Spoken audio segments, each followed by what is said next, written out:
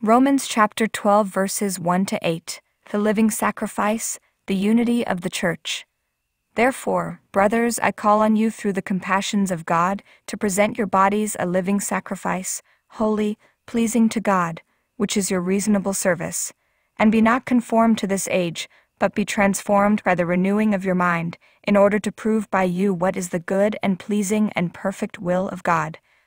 For through the grace which is given to me, I say to everyone being among you, not to have high thoughts beyond what is right to think, but set your mind to be right-minded, even as God divided a measure of faith to each. For even as we have many members in one body, but all members do not have the same function, so we the many are one body in Christ, and each one members of one another, but having different gifts according to the grace given to us, whether prophecy according to the proportion of the faith, or ministry in the ministry, or the one teaching in the teaching, or the one exhorting in the encouragement, the one sharing in simplicity, the one taking the lead in diligence, the one showing mercy in cheerfulness. Quoted from the literal translation of the Holy Bible. Dear God, my beloved Father, today I offer you my reflection on the Word of God in Romans chapter 12 verses 1 to 8, about the living sacrifice and the unity of the church. Dear God, I understand the first verse as follows: By your mercy, through faith in the redeeming death of Jesus Christ, your people have been saved from the consequences of sin and have overcome all temptations. Therefore, as your people, we should present our bodies as living and holy sacrifices to you. I understand that a living sacrifice means a vibrant body, while holy means cleansed of sins and set apart for you. The Apostle Paul teaches that presenting our bodies as a sacrifice is pleasing to you.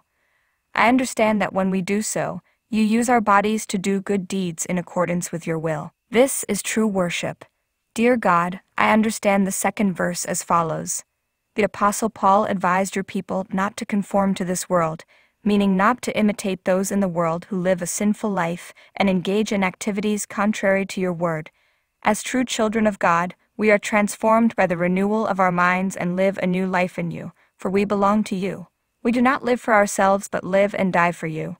We live a life of love, holiness, and righteousness, just like Christ. Whatever we do, whether it be eating, drinking, or anything else, we do it for the glory of God. We present our bodies as living and holy sacrifices to worship and serve you.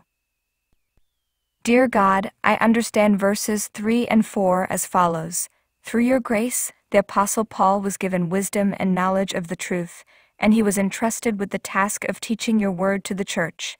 He advised your people not to think of themselves more highly than they ought, nor to look down on others. He taught that each person should think according to the faith given to them by you. I understand that you give each person a different amount of faith and different gifts to build up the church. Each person serves you according to your grace in their own faith. Christ is the head of the church, and each member serves one another to build up the church, following Christ's directions. Dear God, I understand verses 5 to 8 as follows. Each person in the church is a member of Christ and also a member of each other. Therefore, every person in the church belongs to Christ and to each other. There are many different members, and each one is entrusted by God to do great or small works. However, no one is considered more important than any other. Different gifts are used for one purpose, which is to build up and protect the church.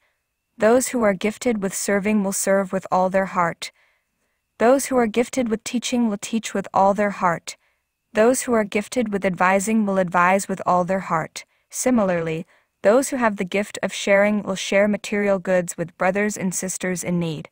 Those who have the gift of leadership, such as elders, will govern the church with all their heart. Those who have the gift of mercy will empathize with brothers and sisters facing difficulties, hardships, the elderly, the sick, or the imprisoned. I thank you for providing me with the instruction in these verses of the Bible. May you help me use the gifts I have received, according to my faith, to serve my Christian brothers and sisters and build the church. Amen. In the grace of Jesus Christ, my Lord. Priscilla Christian Huynh. April 5, 2023.